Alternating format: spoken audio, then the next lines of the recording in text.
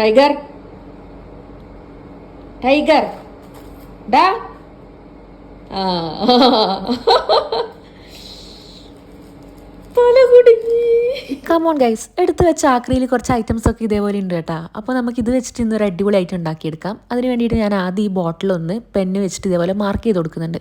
ആ മാർക്ക് ചെയ്ത ഭാഗം നമുക്കൊന്ന് കട്ട് ചെയ്തെടുക്കാം. അപ്പോൾ ഇതേപോലെയാണ് കേട്ടോ കട്ട് ചെയ്ത് കിട്ടിയിട്ടുള്ളത്.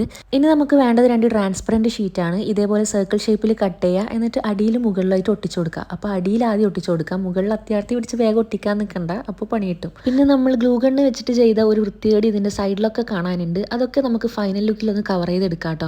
അപ്പോൾ ഇനി നമ്മൾ ഇതിലേക്ക് കുറച്ച് തെർമോക്കോൾ ബീഡ്സാണ് ഇട്ട് കൊടുക്കാൻ വേണ്ടി പോകുന്നത് കേട്ടോ.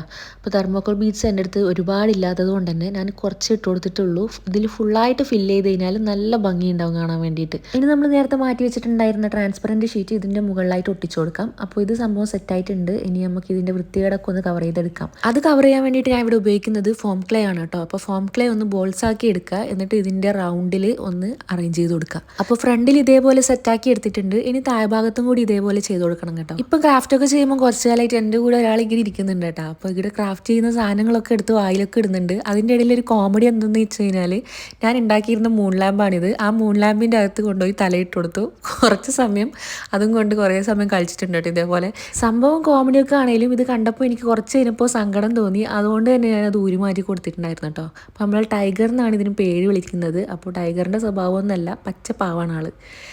അപ്പോൾ പറഞ്ഞ് നമ്മുടെ കീച്ചെയിൻ ഏകദേശം ഇവിടെ റെഡി ആയിട്ടുണ്ട്. ഇനി ഇവിടെ സ്റ്റിക്കറൊക്കെ ഒട്ടിച്ചൊന്ന് സെറ്റാക്കി എടുക്കാം. ഇതിൻ്റെ ഫ്രണ്ടിലും ബാക്കിലും ആയിട്ട് ഞാൻ കീച്ചെയിൻ ഒട്ടിച്ചു കൊടുക്കുന്നുണ്ട് കേട്ടോ. സോറി, സ്റ്റിക്കേഴ്സ് ഒട്ടിച്ചു കൊടുക്കുന്നുണ്ട് കേട്ടോ. അപ്പോൾ ഇനി നമുക്ക് ഇതിന് കീച്ചെയിനാണ് ഒട്ടിച്ചു കൊടുക്കാനുള്ളത്. അത് ഗ്ലൂ ഗണ്ണ് വെച്ചിട്ട് ഇതിൻ്റെ മുകൾ ഭാഗത്തായിട്ടൊന്ന് സെറ്റ് ചെയ്ത് കൊടുക്കാം. അപ്പോൾ ഒരു പ്ലാസ്റ്റിക് ബോട്ടിൽ വെച്ചിട്ട് ഇത്ര നല്ലൊരു കീച്ചെയിൻ ഉണ്ടാക്കാൻ പറ്റുമെന്ന് നിങ്ങൾ വിചാരിച്ചിട്ടുണ്ടായിരുന്നോ? അപ്പോൾ ഞാൻ വിചാരിച്ചിട്ടുണ്ടായിരുന്നില്ല എനിക്ക് ഉണ്ടാക്കാൻ പറ്റുന്നുള്ളത്. അപ്പോൾ സംഭവം ഇഷ്ടപ്പെട്ടിട്ടുണ്ടെങ്കിൽ ലൈക്ക് ചെയ്യുക, ഷെയർ ചെയ്യുക, സബ്സ്ക്രൈബ് ചെയ്യുക.